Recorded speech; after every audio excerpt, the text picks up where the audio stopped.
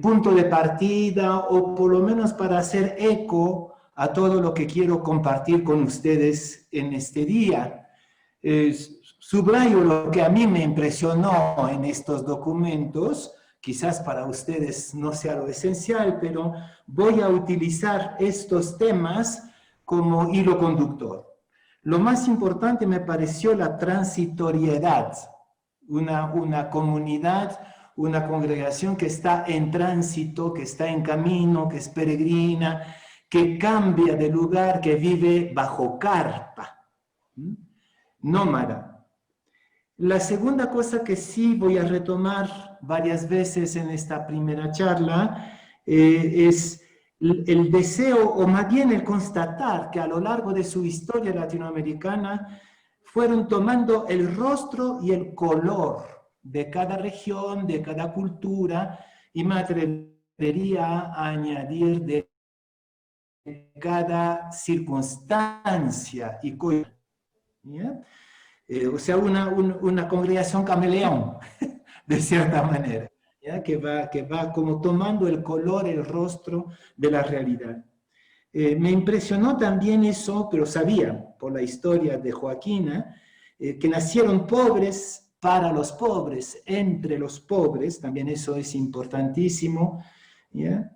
Me gustó también, porque también es una pista nuestra como comunidad mía, la idea de familia vedruna, trabajo en red, opción por los pobres, eso sí son cosas que son comunes, creo, a toda la vida religiosa, a todo un sector de la vida religiosa, por lo menos, de nuestro continente, ¿ya? Y la identidad educativa y el talento sanador.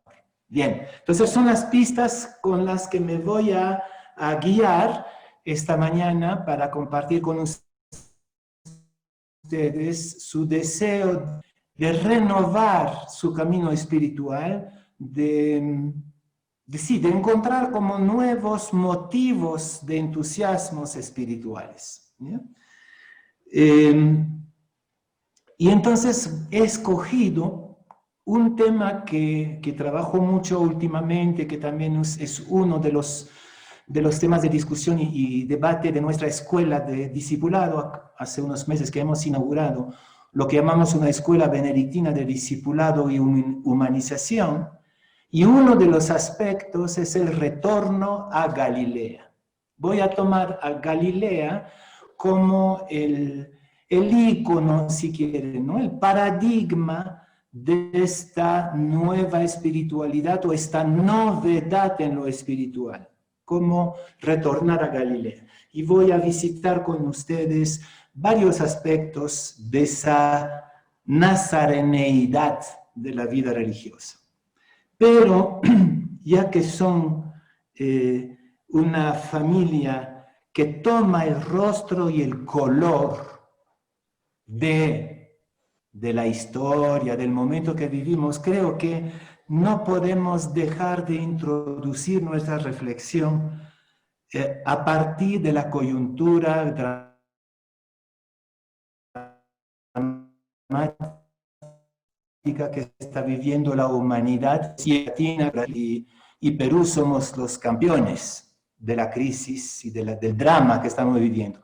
Creo que no sería realista ni tampoco útil empezar a hablar de una Galilea romántica fuera del momento que estamos viviendo. Entonces quisiera primero confrontarme con la realidad inmediata y probablemente para mucho tiempo, ¿no? Las consecuencias de la pandemia en nuestros países van a ser, creo, quizás incluso más dramáticas que la crisis misma, que el momento que estamos viviendo, ¿no? Y entonces, eso de ser camaleones va a tener que ver con el reto del momento que vivimos, ¿no? Y después, a partir de ahí, emprenderé el camino de la transitoriedad hacia Galilea y ver qué implica para nosotros, nosotras, en este momento.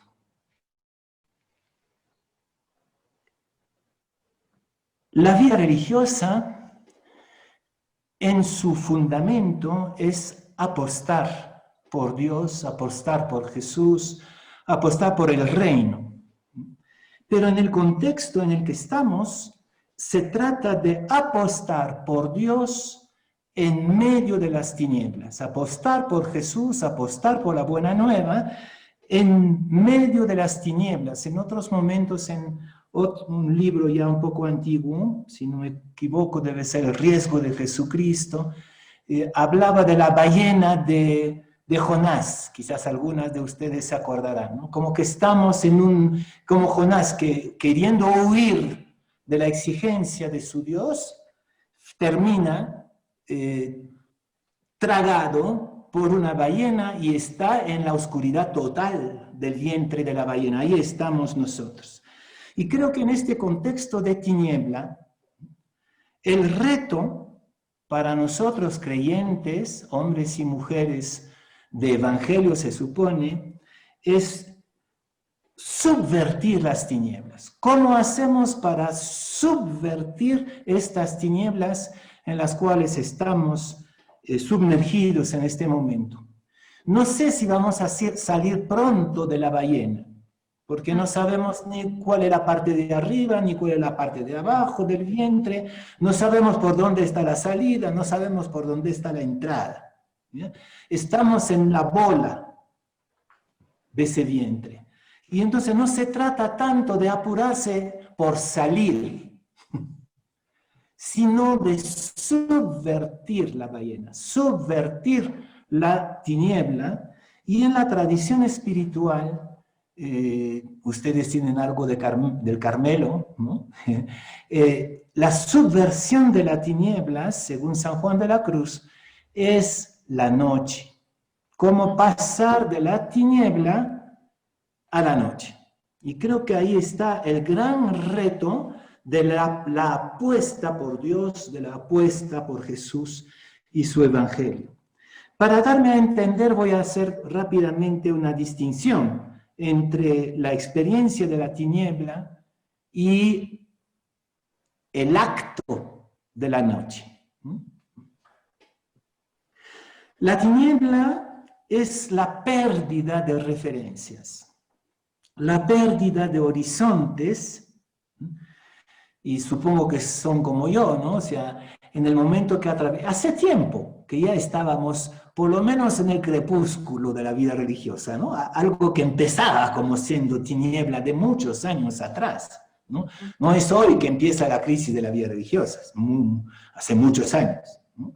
Pero en este momento sentimos que lo aprendido, nuestras utopías, nuestros proyectos, nuestros planes, ¿no? Todo esto se vuelve absolutamente obsoletos.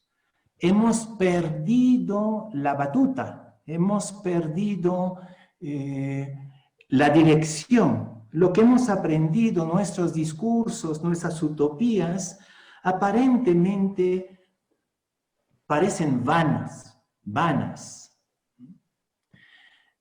En muchos aspectos pareciera que la tiniebla está venciendo, que el mal tiene la sartén por el mango, como se dice en español, ¿no? No solamente por la extensión de la pandemia, por descontrol sanitario, por el número de muertos y de contagios, etc. Bueno, eso lo tenemos en los periódicos todos los días, ¿ya? Sí, ahí hemos perdido el timón, evidentemente. Pero además, dentro de este contexto, estamos confrontados a un nivel de corrupción y de comportamientos antiéticos o aéticos, amorales, de una enorme cantidad de responsables, que sea en la iglesia, que sea a nivel político. En el Perú acabamos de salir de una crisis absurda, absolutamente absurda e irresponsable frente a la crisis, ¿no? Entonces, pareciera que realmente el maligno, el mal, está ganando en todos los escenarios y que frente a esta victoria del mal estamos confinados, es decir, no solamente confinados físicamente, sino también moralmente impotentes para gritar, para denunciar. La profecía está enmudeciéndose y los espacios donde habíamos previsto ser profetas, ¿ya? En red, por ejemplo, ustedes, ¿no? El talante sanador, la identidad educativa, parece que esto se vuelve imposible en este momento, por la parálisis del mundo. ¿Ya? Bien, entonces, la tiniebla es eso, es la impresión fuertísima que el mal está triunfando. Esta tiniebla, se supone para nosotros, discípulos y discípulas de Jesús, es externa a nosotros, nos cae encima. La pandemia no viene de dentro de Vedruna, viene de afuera, ¿ya? Y tenemos que asumirlo. Creo que el reto espiritual fundamental, y ahí va a ser mi invitación a transitar hacia Galilea, ¿ya? Es transformar esta tiniebla externa en noche interna. ¿Ya? Es un acto voluntario. ¿Ya? No sé cómo están, nosotros estamos aquí 6 meses, hace 2 días celebramos 6 meses de confinamiento absoluto, porque yo por lo menos soy de los vulnerables viejos, vulnerables. Antes eran los viejos venerables, pero ahora son los vulnerables.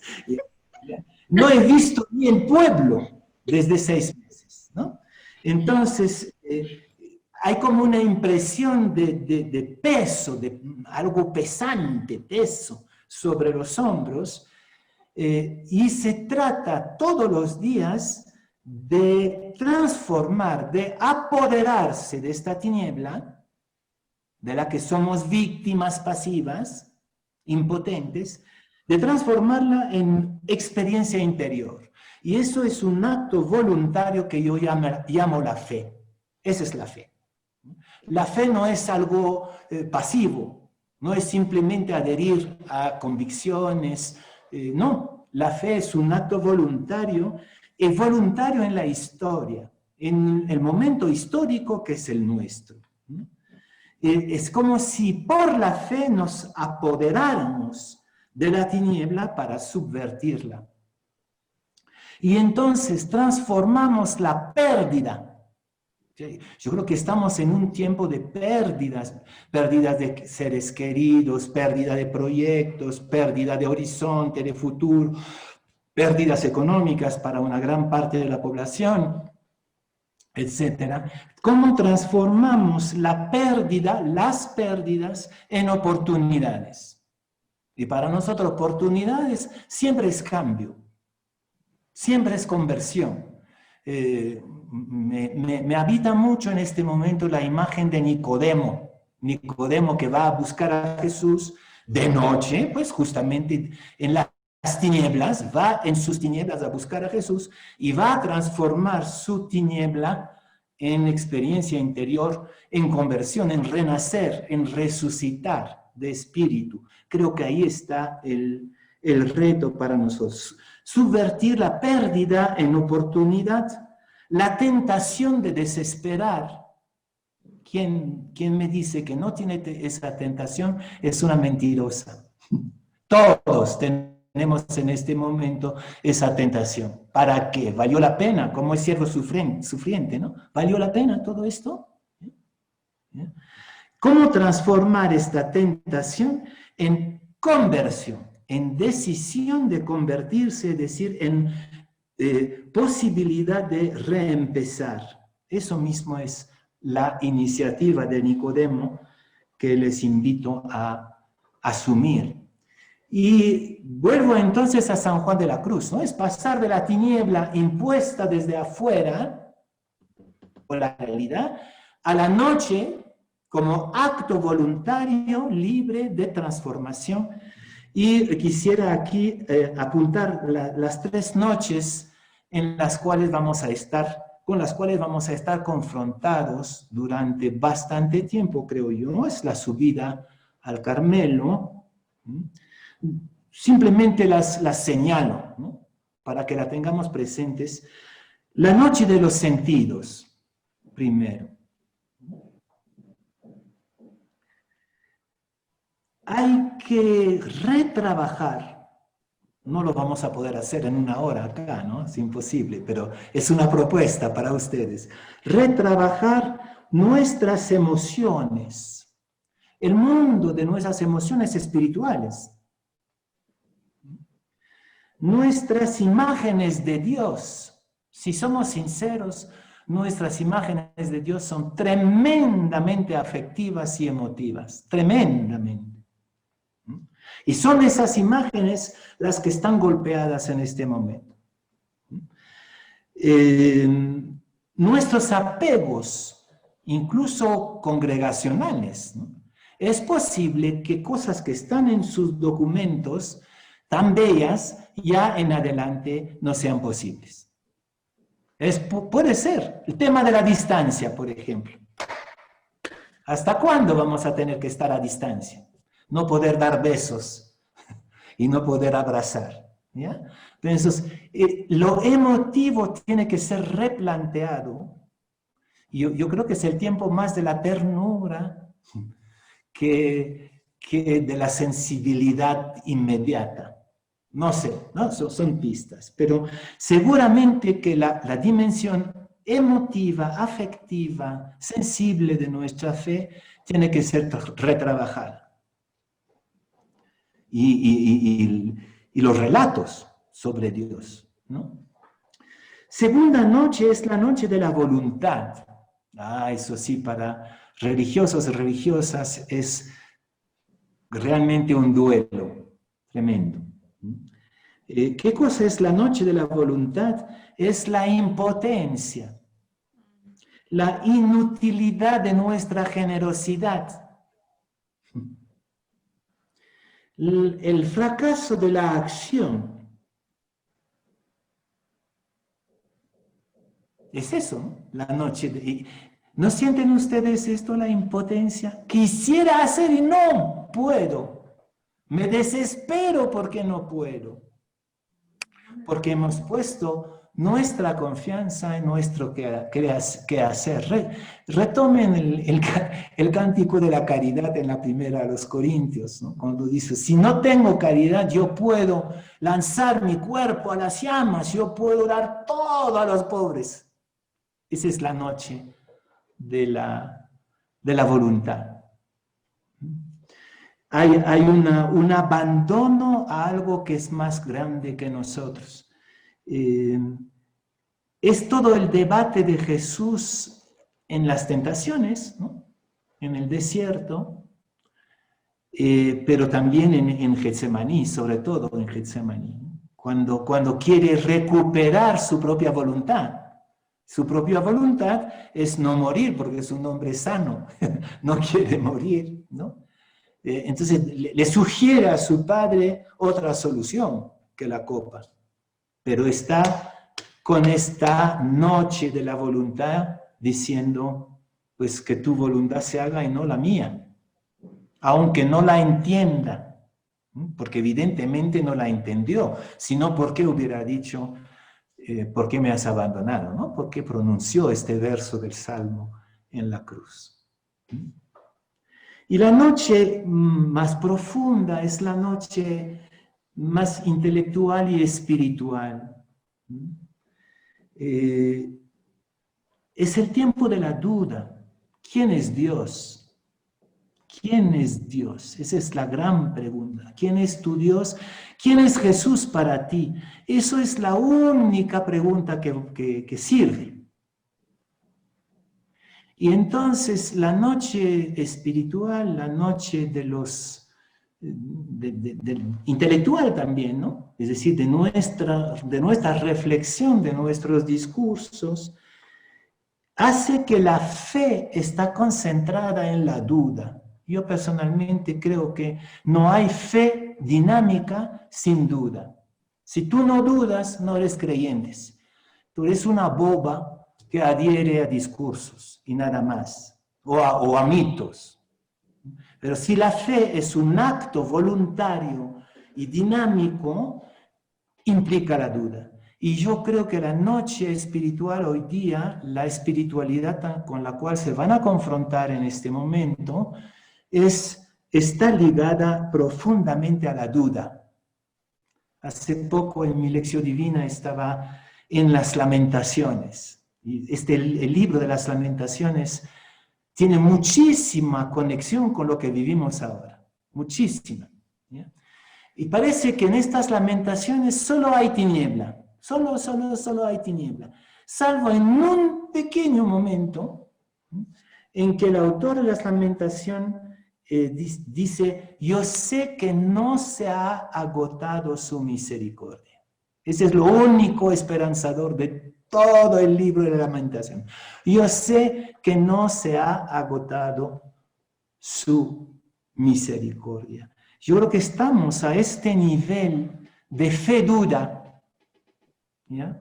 Donde estamos como confrontados con la verdad.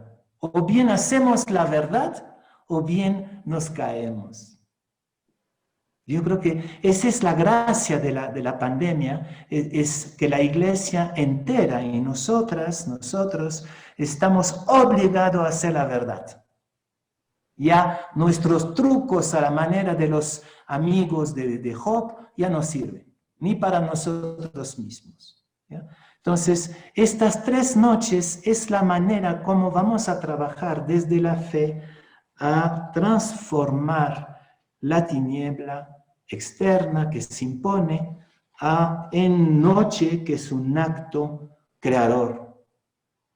Bien, a partir de ahí entonces quiero trabajar el tema de Galilea. ¿Les parece bien así? ¿Se sienten bien? ¿Sí?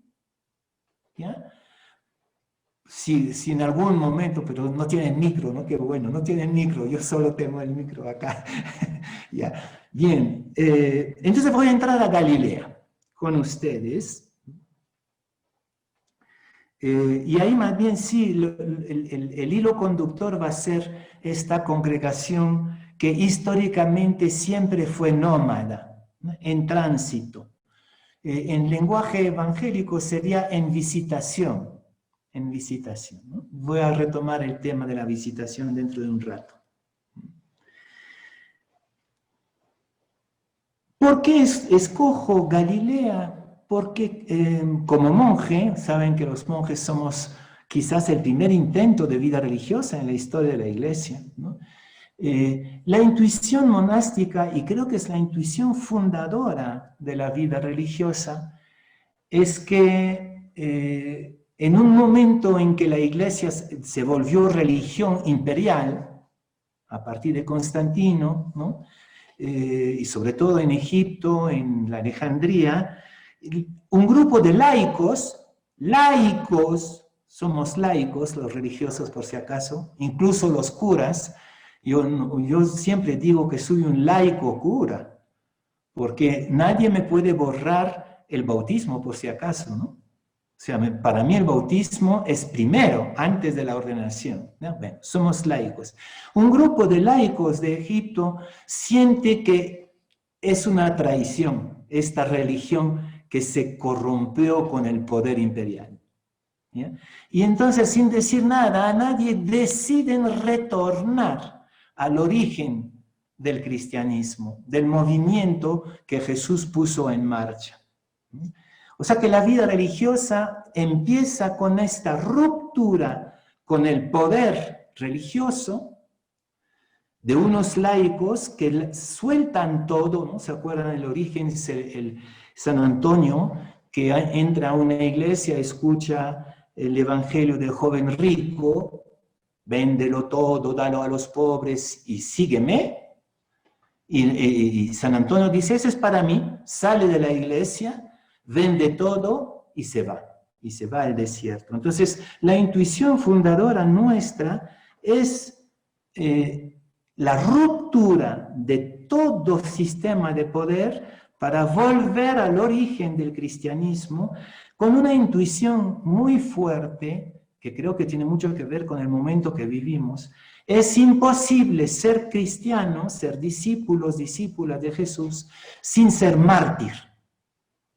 Lo que preocupaba a los primeros monjes es que con esta iglesia imperial se había concluido la etapa del martirio de la iglesia. Ya no había persecución. ¿Ya?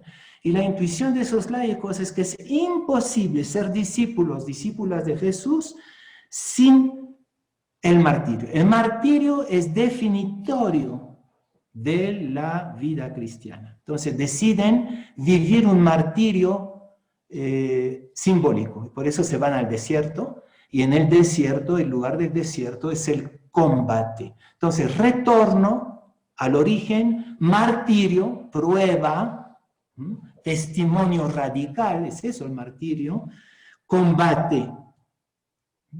Y poco a poco esta intuición del retorno, de la ruptura, retorno, martirio, combate, se va a plasmar en la comunidad.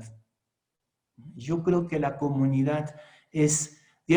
hay dos cosas fundamentales en la vida religiosa, el resto son adornos, ¿no? Dos cosas fundamentales, el celibato y la vida comunitaria.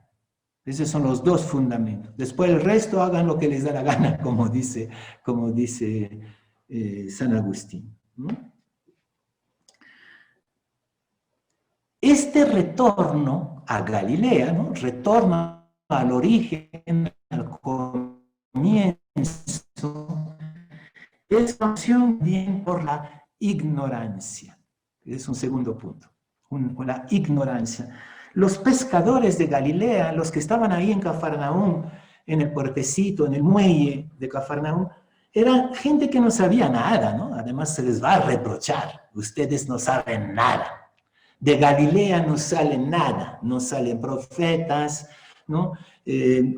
Entonces todo comienza con unos ignorantes, nacimos pobres para los pobres, dicen ustedes, ¿no? Pobres quiere decir ignorantes, ¿no? Y que por esta misma ignorancia inquieta, no es una ignorancia pasiva, es una ignorancia inquieta. Vamos a ver a estos jóvenes buscando la voz de Juan Bautista, por ejemplo, ¿no? Entonces son inquietos, no están tranquilos, pero son ignorantes y por lo tanto capaces de sorpresa. Vida espiritual, ignorancia casi voluntaria, diría yo, ¿no? Olvídense. Yo creo que la pandemia nos devuelve a la ignorancia. Olviden sus soluciones, sus trucos, sus respuestas, sus recetas y déjense sorprender, dejémonos sorprender en el muelle de Cafarnaúm. Ahí está. También estos ignorantes, inquietos, que se dejan sorprender, también están atravesados por asombros. Y quizás en esta charla ustedes ya sienten algunos asombros. A mí me encantan los asombros de los discípulos y de las discípulas, ¿no? Es muy interesante. Los varones discípulos de Jesús se van a asombrar a propósito de los ricos. Pero entonces nadie se puede salvar si los ricos no pueden entrar al reino. Y a propósito del divorcio, ¿se acuerdan? ¿No? Si uno no puede despedir a su mujer como le da la gana, no vale la pena casarse. Ese es un asombro, ¿ya? Y son justamente los dos escándalos del Evangelio que hay que reformular, ¿no? Es la opción por la mujer. No, tú no puedes despedir a tu mujer como te da la gana. Tampoco la mujer. O sea, nadie pensó nunca, salvo Jesús, que la mujer podría despedir a su marido. Pues no. Y los pobres, ¿no? Esos son los dos pilares del reino que asombran. Y en el caso de las mujeres, curiosamente, me refiero sobre todo a María la mamá, ¿no? y a Marta. es a la vez la capacidad de manipular al varón y de estar sometido al varón, ¿no? Entonces ahí hay toda una relación de género que también asombra a las mujeres y les lleva a hacer todo un camino. Me encanta el camino que hace Marta de Lucas a Juan, ¿no? Es muy interesante cómo va liberándose en el contacto con Jesús. Bien. En este retorno a Galilea hay también una etapa, especialmente en San Juan, donde los discípulos, habiendo subido a Judea, se le ha subido también el humo, ¿se acuerdan? Porque hacen más bautizos que los fariseos y que los discípulos de Juan. Y entonces, ¿qué dice Jesús? Se acabó, regresamos a Galilea. Y ¿qué cosa es ese retorno a Galilea? Es denunciar las tentaciones de poder, de nuevo, de carrera. Entonces el retorno a Galilea es volver al no poder, a la ignorancia, a la impotencia. De nuevo, el momento que vivimos es a ese nivel providencial. El no poder nuestro es providencial. Bien, ese es un primer aspecto, el retorno a Galilea. También, lo voy a retomar después al final, hay otro retorno a Galilea que es para resucitar, ¿no? O sea, para ver al resucitado.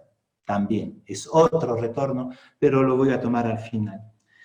Segunda dimensión del retorno a Galilea, de Galilea para su camino. Bueno, no les voy a dar recetas, sería contrario a lo que estoy proponiendo, ¿no? Más bien les estoy invitando a transitar, según su tradición, hacia estas dimensiones. ¿Y ustedes qué van a hacer? Voy a hacer algunas preguntas al final y punto. ¿Ya? Quisiera detenerme ahora en lo que voy a llamar la nazareneidad. No sé, es una palabra, no sé si existe, ¿no? El hecho de ser Jesús de Nazaret. ¿Ya? O sea, brotamos de ninguna parte, ¿no? Porque saben ahora, seguro que ustedes han leído Pagola, por supuesto, debe haber leído Pagola. Saben que Nazaret no es nada. O sea, salimos de la nada, pobre para los pobres. ¿Ya? Entonces, sí, retornar a Galilea es volver a explorar esta identidad nazarena nuestra. Nazaret, entonces,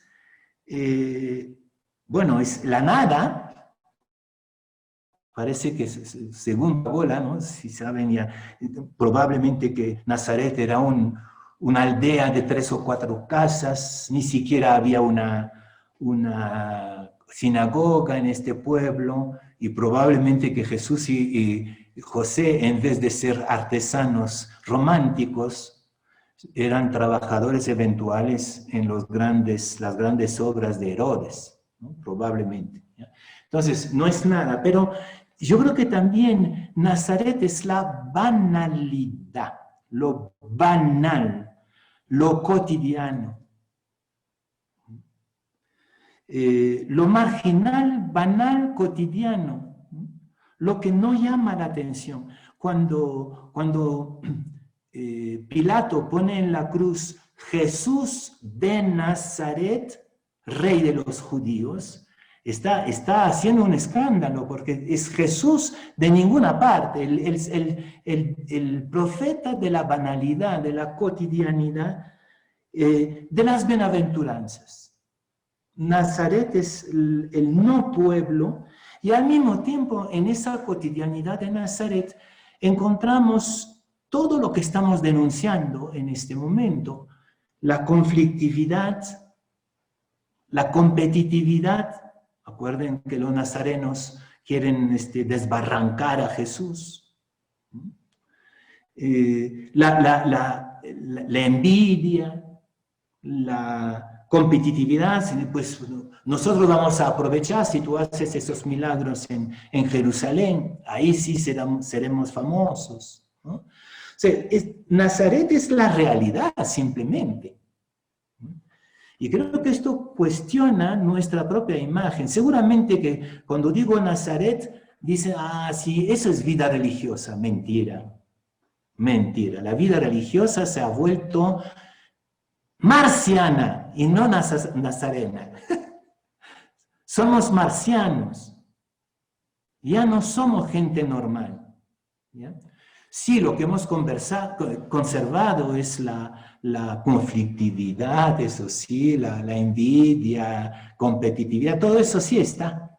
Pero la normalidad de Nazaret, el terreno de las bienaventuranzas, creo que hay que reinventarlo. Hay que reinventarlo. Nazaret también es la vecindad. La vecindad. Para bien y para mal. ¿Se acuerdan del episodio en que Jesús se encuentra con la mujer sirofenicia? Siempre, bueno, es un momento escandaloso de Jesús, ¿no? Trata a la mujer de perro, porque así se trataba en Israel a los paganos. Ese es un insulto, ¿no? Y ni siquiera le quiere dirigir la palabra. ¿Dónde aprendió eso Jesús? En la vecindad, en los prejuicios de Nazaret. Y yo creo que la opción por los pobres tiene que tener esta lucidez nazarena. Los pobres no son santos. No, uno no es santo porque es pobre. Tiene todos los defectos de cualquier ser humano y todos los prejuicios. Entonces Jesús tuvo que liberarse de esos prejuicios nazarenos. Y lo hizo muy bien, ¿no?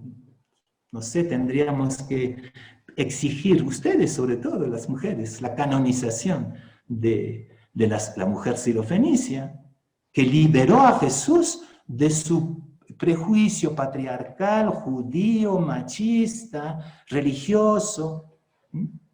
Yeah. Entonces, un retorno a la espiritualidad, una renovación de la espiritualidad desde lo real de la pandemia y de la pospandemia, es esto, la banalidad. Y va a ser todavía más fuerte para nosotros. Yo creo que es la kenosis. La kenosis es el despojarse, ¿no? Si este es un tiempo de kenosis, definitivamente. Despojarse de mi rango. ¿Cómo despojarme de mi rango? A ustedes nunca les he visto como muy aristocráticas, ¿no? Nunca les he visto así, al contrario. Hay congregaciones que sí son un poco aristocráticas, ¿no?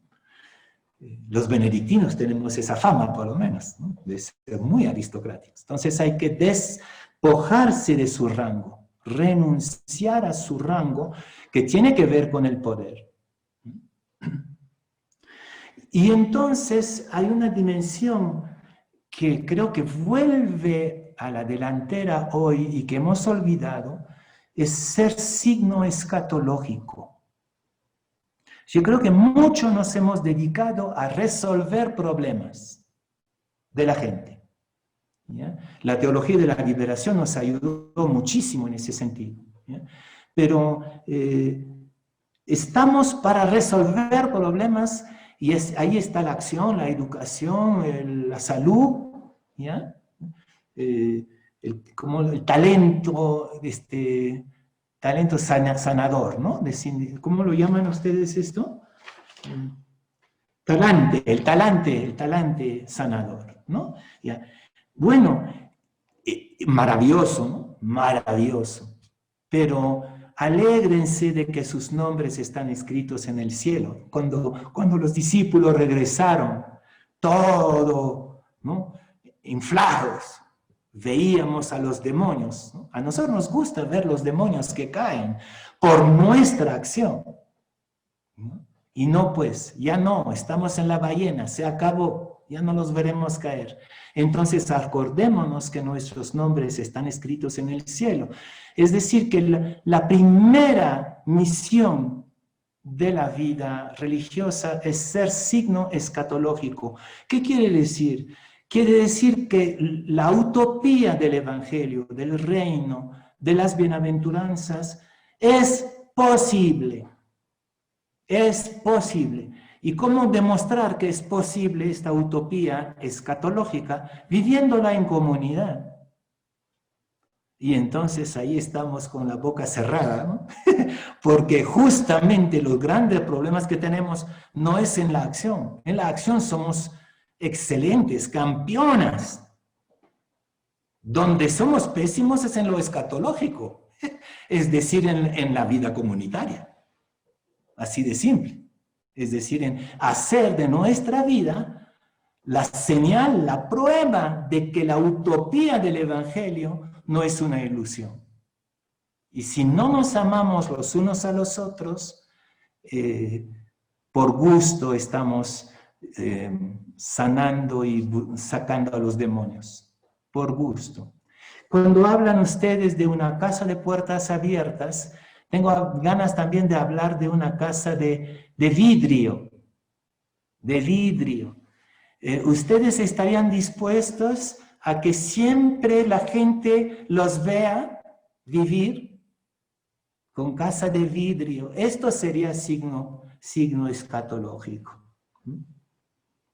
Entonces creo que Nazaret es eso, es no tener privacidad, o sea, bueno, sí que tengan privacidad, por supuesto, pero quiero decir que mi vida comunitaria, mi vida personal, tiende tanto a la coherencia que puede ser vista.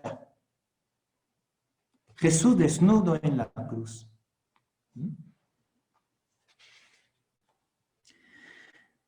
También la Galilea, y creo que voy a terminar más o menos con esto. ¿Ya? Sí, todavía hay dos puntos, ¿no? La Galilea también es un lugar de exclusión, no hay que olvidarlo. Un lugar de desprecio, de marginalización, de exclusión. Galilea de las naciones, se decía, ¿no? Es decir, Galilea que eran medio paganas. En Galilea se vivía un judaísmo un poco heterodoxo.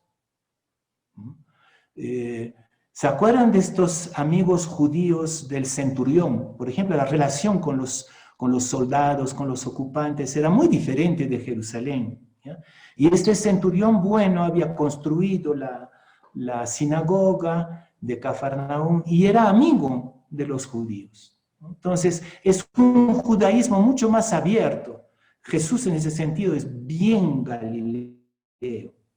¿Por qué es más abierto? Porque brota de la exclusión. Brota de la exclusión. La exclusión es el lugar de la audacia. ¿Ya? Y ahí puede ser que hayamos perdido el profetismo de la exclusión.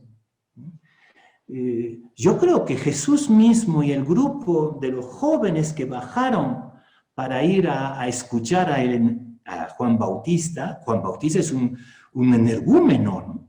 Lo que él dice es terrible, es una puesta en tela de juicio de todo el sistema político y murió muy probablemente por un motivo político. También creo que no sé si Pagola o Meyer, no me acuerdo, que duda de que hayan matado a Juan Bautista por la cuestión de Herodíada, sino por motivos políticos, era peligroso. Entonces, Galilea tiene algo de protestatario, de herético a nivel religioso y de reivindicativo a nivel político, porque es un grito desde la exclusión. Y por eso Jesús constantemente obliga a sus discípulos a regresar a ese lugar cuando corren el riesgo de olvidarse de que son parte de un pueblo excluido. ¿Ya? Ahí está entonces nuestra pregunta también.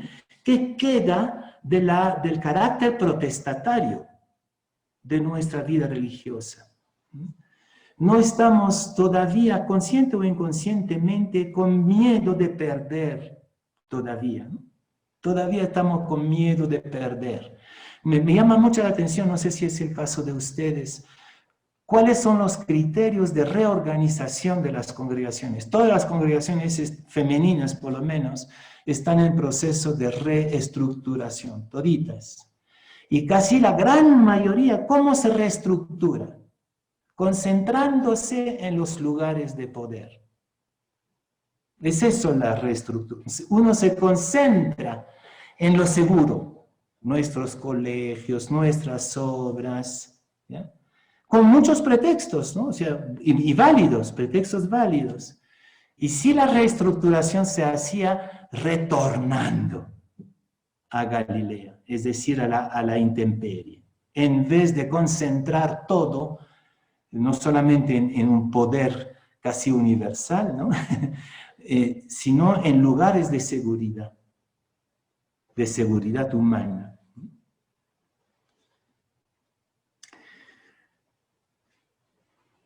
Sí, termino ahora entonces como Galilea, lugar de resurrección o lugar del resucitado. ¿Ya? Y también creo que es el momento que vivimos nos urge en cuanto a nuestra fe en la resurrección. Creemos no solamente en que Jesús vive, ¿ya? Pero que también estamos llamados a vivir. Eso es lo que dice Jesús a Nicodemo, ¿no? Vuelvo a mi amigo Nicodemo, que anda en la duda de la tiniebla, ¿ya? Y Jesús le habla de resurrección, le habla de renacer. Y entonces la reacción de Nicodemo es exactamente lo que acabo de denunciar, ¿no? Entonces hay que regresar al seno de su madre, hay que regresar a lo seguro, a lo conocido. Y Jesús dice, no, tú no entendiste nada. Esto de renacer es de espíritu y de agua. Es decir, es una experiencia totalmente inédita y nueva. Totalmente inédita y nueva. Entonces, bueno, salvo Juan y Lucas, ¿no? Juan y Lucas hacen resucitar a Jesús en Jerusalén, y las apariciones se dan en Judea por motivos teológicos, ¿no? O sea, Lucas decidió que Jesús resucitara en Judea, en Jerusalén, porque le convenía en su teología, ¿ya? Y más bien los dos anteriores, Marcos y Mateo, lo hacen resucitar, o por lo menos aparecer, porque nadie lo vio resucitar, ¿no? Nadie vio, salvo las Paulinas, las hermanas Paulinas, que lo hacen resucitar, pero eso está prohibido. Nadie ha visto a Jesús resucitar, ¿ya? Y por eso no sabemos qué significa. Pero sí sabemos dónde lo podemos ver resucitado, y es precisamente donde nos toca resucitar. Nosotros, renacer del agua y del espíritu, ¿no? Yo creo que en estos momentos la resurrección de Jesús lo podemos ver resucitado justamente en ese lugar de nazareneidad, de conflictividad, de banalidad, de protesta, de despojo. Es ahí donde está el resucitado. Ahí lo veremos. Y creo que no, o sea, me pregunto si realmente tenemos fe todavía en el resucitado. Es decir, que lo podemos ver. Quizás sería una pregunta también, ¿dónde lo veo en este momento tan dramático? ¿Dónde lo veo resucitado?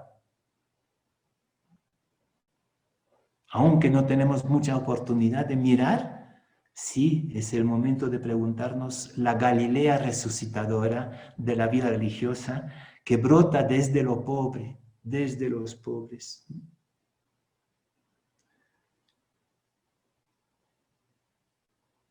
Bueno, esto sería un poco el tránsito que les propongo para hoy, ¿ya?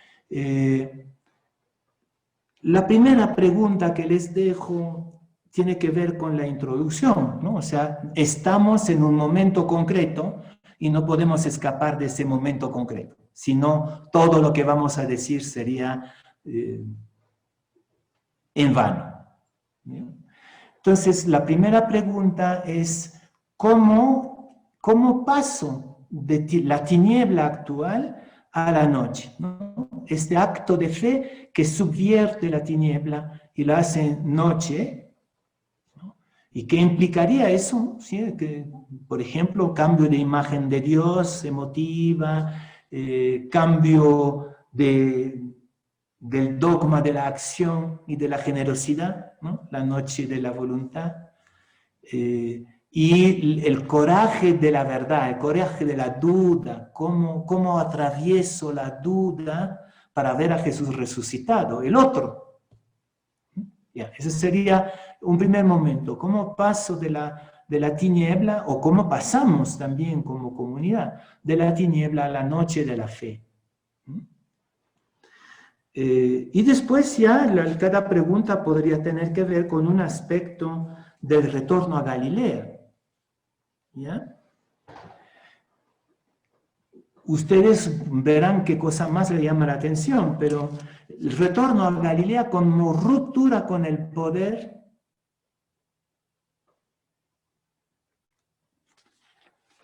y retorno a la banalidad.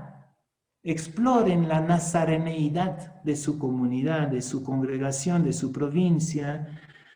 ¿Qué de Nazaret hay en su provincia en este momento? Y cómo nazareizar de nuevo su vida espiritual. ¿Ya?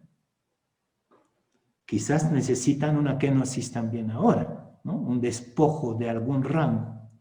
Y ahí para mí muy importante es la pregunta del signo escatológico. ¿Somos signo escatológico? ¿Somos signo de que el reino, el evangelio, no es una ilusión? La prueba es que están las vedrunas. Eso sería, ¿no? O sea, no, pues el reino no es una ilusión. La prueba está en las vedrunas. Eso sería.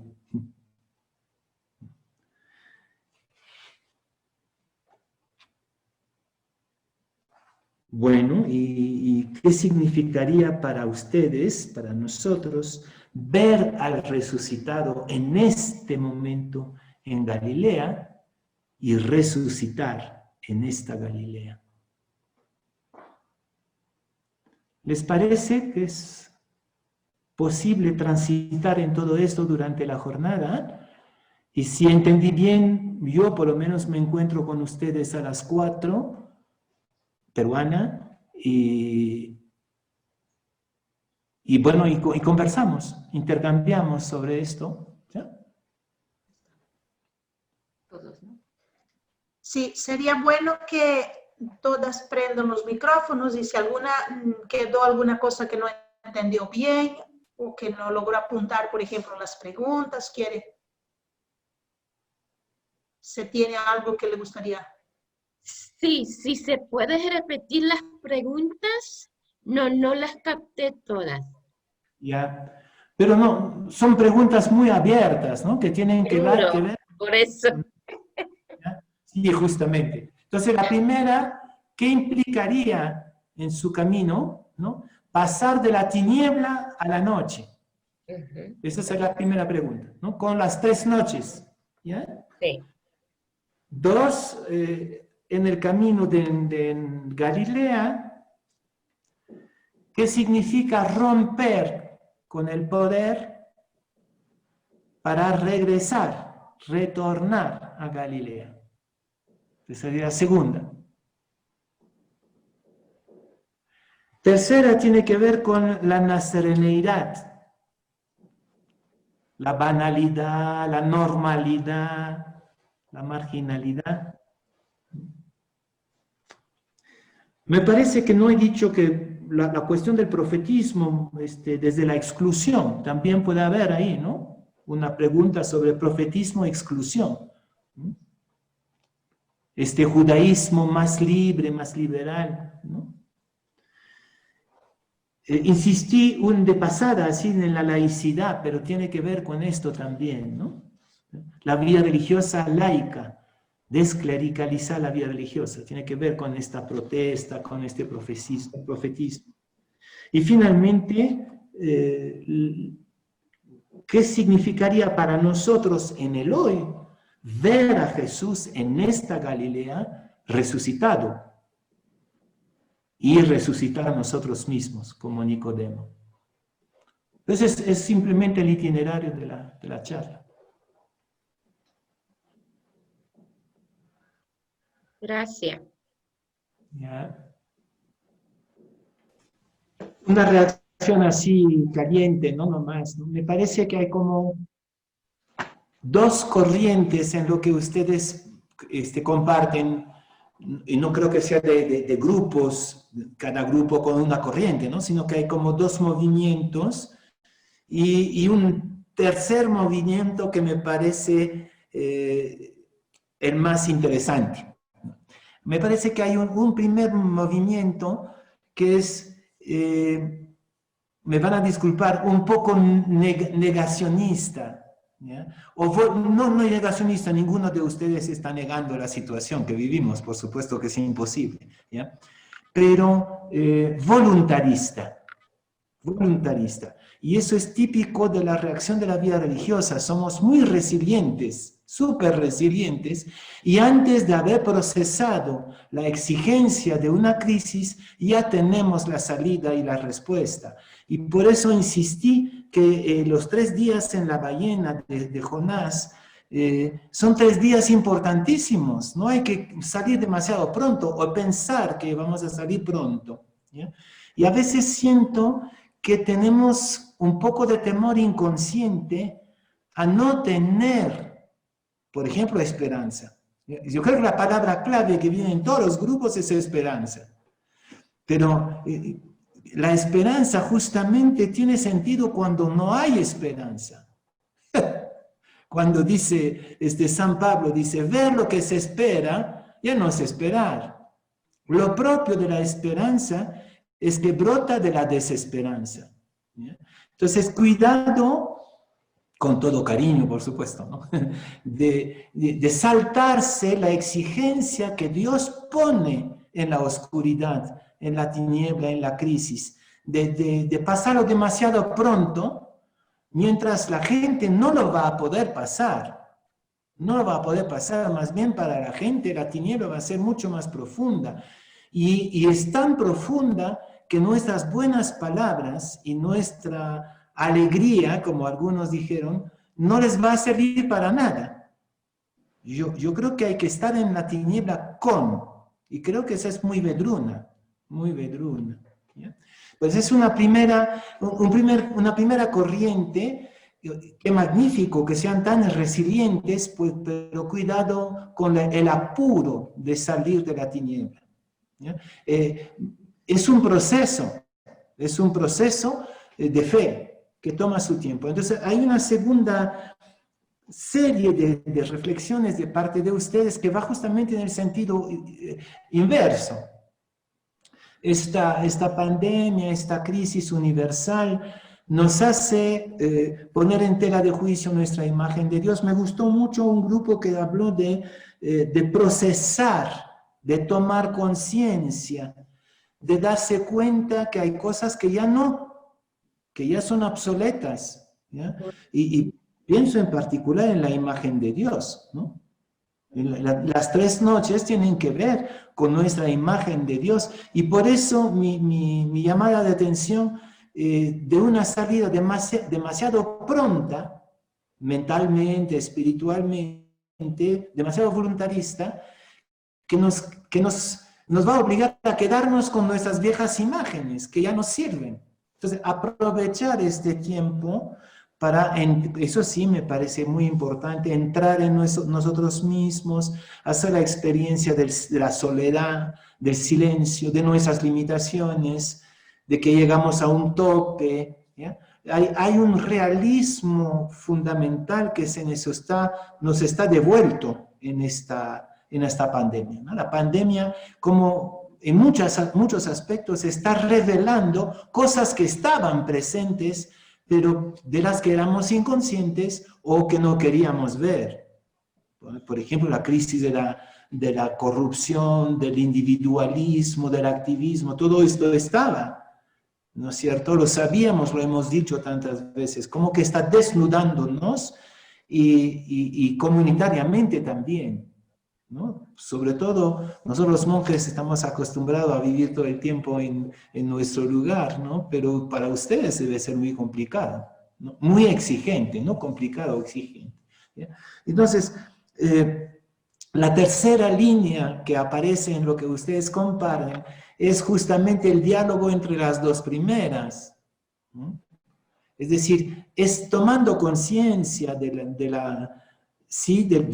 drama que vivimos, de la necesidad de conversión, del proceso lento de diálogo consigo misma, de la pérdida. Eso de enterrar a la gente, por ejemplo, ¿no? Que es muy simbólico, no solamente simbólico, por supuesto, pero es muy simbólico de todas nuestras pérdidas.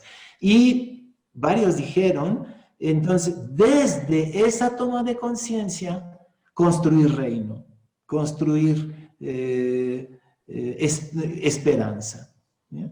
Entonces, realismo y utopía.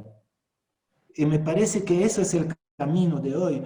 Y ustedes pedían una espiritualidad para hoy, ¿ya? Y creo que esta espiritualidad supone primero hundirse en la profundidad del drama humano, espiritual que estamos viviendo, nosotros y la gente, y de ahí encontrar las energías de esperanza. Pero no saltarse, ni tampoco quedarse en la desesperación, tampoco. Eso no sería tampoco camino de fe. Eso es lo que me provoca esta primera serie de reacciones de ustedes, ¿no? Bueno, se dan cuenta que aparecen de nuevo las dos, ¿no? Los dos movimientos, el camino utópico de esperanza y el realismo de la fe. Realismo de la fe y utopía de la esperanza. Aquí me parece que aparecen algunos elementos nuevos, justamente nuevos. Se habló mucho de una nueva normalidad, se está hablando de una nueva normalidad. A mí me impresiona mucho lo que acaba de decir la hermana sobre la situación de Venezuela, ¿no? Que para ustedes en Venezuela ya no es tan nueva esa normalidad de la penuria, de vivir de la nada, de no saber lo que pasa mañana. Entonces, la Galilea a la que estamos invitados a retornar en este momento es una nueva Galilea, ¿no? Es una Galilea, porque ustedes están en medio de los pobres. Yo creo que van a Galilea, ustedes van constantemente a Galilea, pero ahora estamos en Galilea, es muy diferente, ¿ya?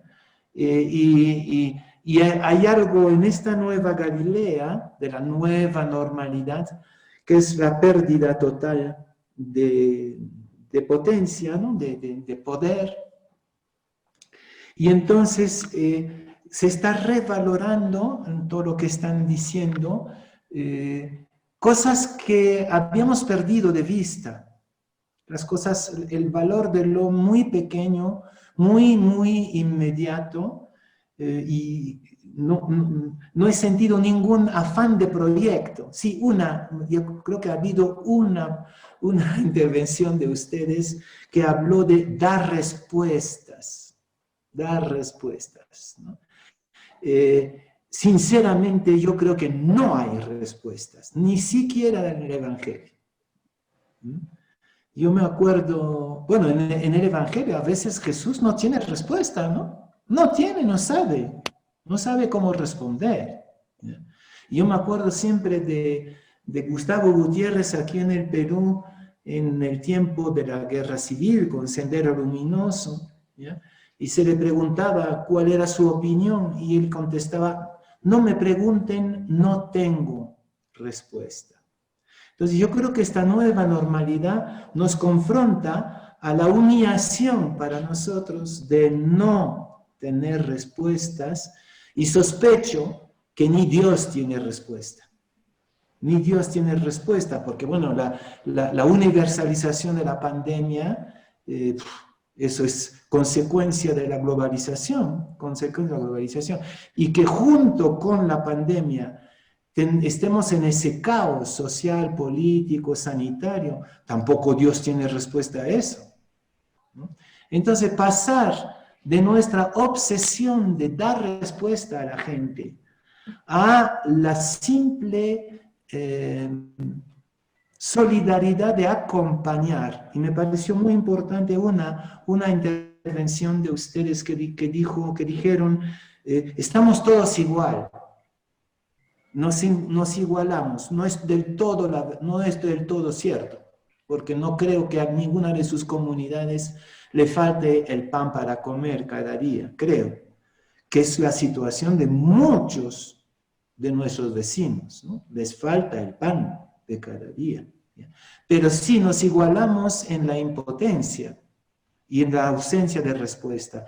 Y entonces yo creo mucho más en un Dios que acompaña, no un Dios que resuelve, no un Dios que interviene, porque eso nadie les va a creer, y con razón, ¿no? Es un Dios que está caminando con, y ahí en la mañana empecé, en el comienzo les hablé de la visitación, y después se me salió, no desarrollé el tema que pensaba desarrollar, y aprovecho para decir que la visitación en Galilea, o sea, desde Galilea, María que va a visitar a su prima, ¿ya?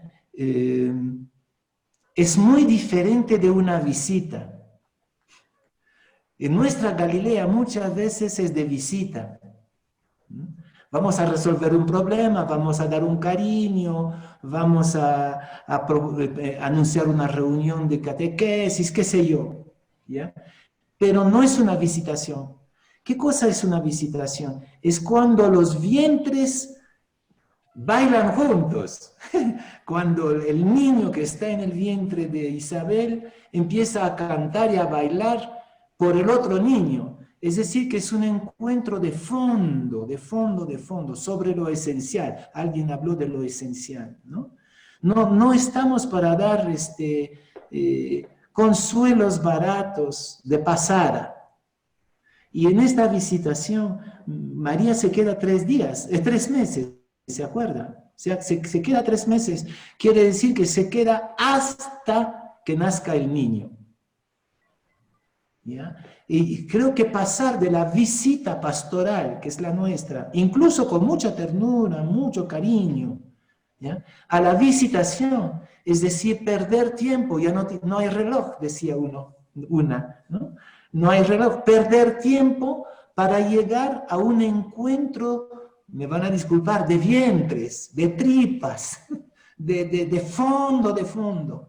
Y para eso hay que aceptar que no tenemos respuesta, que sentimos la misma soledad, la misma angustia. No somos salvadores, somos acompañantes, nada más. Estoy muy emocionado y muy impresionado por las intervenciones y por la calidad de lo que estamos compartiendo, ¿no? Creo que también eso es la gracia, la providencia que brota del tiempo que vivimos, que atravesamos. Es muy bello todo esto. En particular todo lo que sale del corazón, ¿no? No lo que sale de la cabeza, sino lo que sale espontáneamente del corazón. Me llama la atención, bueno, muchísimas cosas, pero la primera es que no las veo nostálgicas. A medida que el tiempo pasa con la crisis y que no vemos verdadera solución, o vemos que puede ser que baje la curva, pero que va a volver, que va a haber una segunda ola, qué sé yo, ¿no? Hay todo ese tema. Podríamos ser nostálgicas del tiempo pasado. No he sentido en ninguna de ustedes nostalgia, ¿no? Que ojalá pronto termine para que podamos volver exactamente haciendo lo mismo. Ninguna ha dicho esto y me parece muy rico. Es una espiritualidad de aventura, de aventura. Y ahí la intervención de la hermana que decía, somos tan pequeñas, este tema en la Biblia es muy importante, ser la más pequeña. Ustedes son el pueblo más pequeño, decía Dios y Moisés, ¿no? Nosotros somos el pueblo más pequeño, insignificante, vulnerable. En este contexto, realmente ser pequeño es una gracia. Y me alegro que identificara, no sé si es la misma hermana, no, será otra hermana, que identificara el ser pequeño y ser camaleón. En el sentido, es porque son pequeños, que no tienen nada que defender, que proteger. Yo les decía esta mañana que muchas congregaciones consideran la reorganización o la reestructuración como un retorno a lo seguro, un repliegue. No he sentido nada de esto en ustedes y me parece formidable. Sí he sentido un poco de voluntarismo triunfante de la fe, eso, y es bonito también, pero no hay nostalgia. Y creo que es muy importante de abandonar toda tentación de nostalgia. No va a ser igual después. Definitivamente no va a ser igual. No sé si va a ser mejor o peor. Muchas cosas van a ser peores para la gente. Pero la verdad que el mundo que dejamos atrás, incluyendo nuestro estilo de vida, no sé si era algo tan deseable, tan glorioso. ¿Ya? Entonces, lo primero que me llama la atención, no hay nostalgias, y si vinieran las nostalgias, ¿cuándo vamos a poder volver a ser como antes? Denúnciense a sí mismas la nostalgia. Porque realmente lo que es importante hoy es avanzar en lo nuevo. Yo me acuerdo haber leído la historia de Joaquina, pero hace muchos años, ¿ya? Entonces no estoy seguro que lo que voy a decir es cierto. Pero si no me equivoco, era una época terrible de Cataluña y una época terrible de España anticlerical, con persecuciones. Y ella es una de las tantas santas y santos que surgieron en Cataluña en un momento donde no había horizonte. Eso es verdad. Y varios de ellos eran amigos, además, ¿no? Amigos y amigas, o incluso parientes, ¿no? Entonces fue una reacción creativa ante la desesperación. ¿Ya? Entonces creo que tienen en su historia algo que puede empujarles a la aventura. Son muchos años que hablamos de refundación, de recreación, y no pasó nada. Nos faltaba la pandemia. Yo me acuerdo cuando en algún momento en la conferencia de religiosos dije, va a ser terrible lo que voy a decir, ¿no? Qué pena que el sendero luminoso duró tan poco tiempo, porque no nos dio tiempo para convertirnos. Estábamos empezando a convertirnos, en Perú por lo menos, ¿no? Y como se fracasó el sendero, regresamos a nuestras ollas de Egipto. Igualito. Sospecho que esta vez no vamos a poder volver a las ollas de Egipto. ¿Ya? Y que hay en su tradición vedruna, Joaquina, hay una fuente de inspiración. Lo que viene es una nueva vida religiosa. Nueva, una nueva aventura. ¿Ya? Entonces, sí, vayan a la tradición, pero no vayan demasiado a las recetas que funcionaron en el pasado. Hay que ponernos a imaginar algo radicalmente nuevo. Desaprender, dijo una de ustedes. Eso es algo que me parece muy importante. Nosotros estamos empezando yo creo que les dije en la mañana, una escuela de discipulado. Y la primera etapa del discipulado es desaprender. Es decir, hay tantas cosas en nuestras cabezas, consciente o inconscientemente, que no las ponemos en tela de juicio. Hay que desaprender, hay que partir de cero. y dejar la fe empujar esta novedad absoluta. Sí, y también aprecié mucho eso, hay una confianza fundamental, también lo siento en su grupo, ¿no? Deseo de encontrarse, de abrazarse, aunque sea virtualmente. Yo creo que esta jornada, ¿no es cierto, Noelí? Esta jornada es un pretexto, ¿no es cierto? Es un pretexto para decirse que se quieren, que se necesitan. Es eso, Nazaret. Es eso la visitación. Todas las preguntas son pretextos nomás, ¿no? Pero desaprender para quedarse con lo esencial. Yo me acuerdo de una canción de los negros espirituales, ¿no? De Estados Unidos, de los esclavos de Estados Unidos, que dicen, llévense todo, pero déjenme a Jesús. Llévense todo, pero déjenme a Jesús. Estamos ahí, ¿ya? Con esta confianza que viene de nuestro encuentro con Él, ¿ya? Entonces, sí, muchas de ustedes han insistido que esto es un tiempo para el encuentro comunitario, pero también para el encuentro con Jesús. Es un tiempo de contemplación, de oración, hay que valorar eso.